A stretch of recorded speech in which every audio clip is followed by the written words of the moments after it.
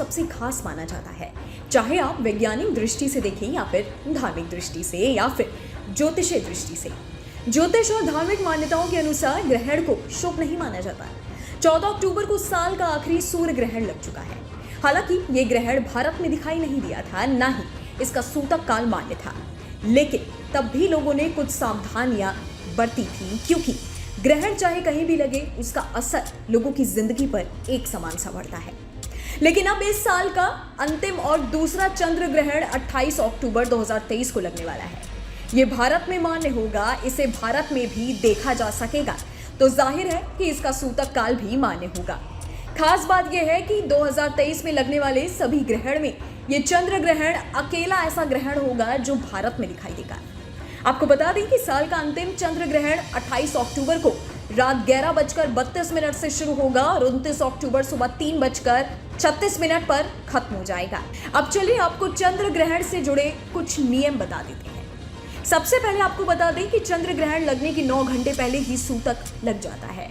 सूतक काल का अर्थ होता है ऐसा समय जब पृथ्वी पर प्रकृति संवेदनशील स्थिति में हो। ऐसी स्थिति में किसी अनहोनी की संभावना ज्यादा बढ़ जाती है, इसलिए सूतक की अवधि को अशुभ माना जाता है और इसके कुछ नियम बताए गए हैं। आइए उन नियमों को जानते हैं। आइए जानते हैं सूतक काल से जुड़े कुछ नियमों के बारे में। मान्यताओं के अनुसार इस समय गर्भवती महिलाओं को सूतक और ग्रहण काल में विशेष सावधानी बरतनी चाहिए। इस समय गर्भवती महिला को घर से बाहर नहीं निकलना चाहिए और तेज धार या नुकीली चीजों के इस्तेमाल से बचना चाहिए।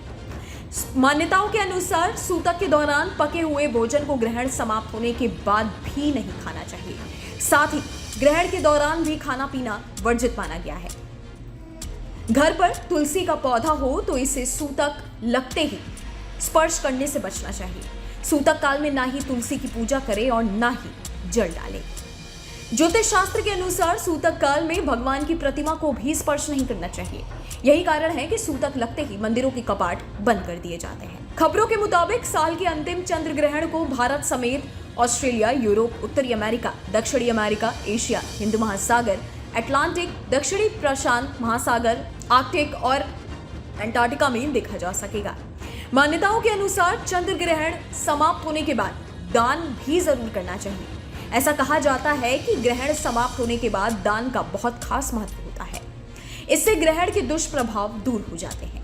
चंद्र ग्रहण के बाद आप चावल, दूध, शक्कर या चांदी की वस्तुओं का दान कर सकते हैं। अब चलिए आपको बता देते हैं कि चंद्र ग्रहण समाप्त होने के बाद और क्या क्या करना चाहिए। मान्यताओं के अनुसार चंद्र ग्रहण समाप्त होने के बाद सबसे पहले स्नान करना चाहिए। इसके बाद पूरे घर पर गंगा जल का छिड़काव करना चाहिए। चंद्र ग्रहण के दौरान और ग्रहण समाप्त होने के बाद चंद्र ग्रह से संबंधित मंत्रों का जाप करना चाहिए। ये काफी फलदायी माना जाता है। ग्रहण समाप्त होने के बाद घर के समीप किसी मंदिर में जाकर पूजा करें या फिर घर में ही पूजा कर लें।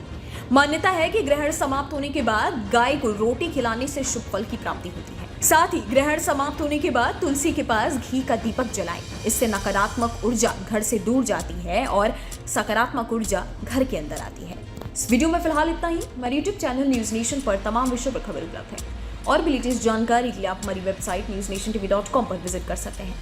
जाते जाते हमारे वीडियोस को लाइक करना और बेल आइकन को प्रेस करना मत भूलिएगा, ताकि हर न्यूज अपडेट सबसे पहले आप तक पहुंचे।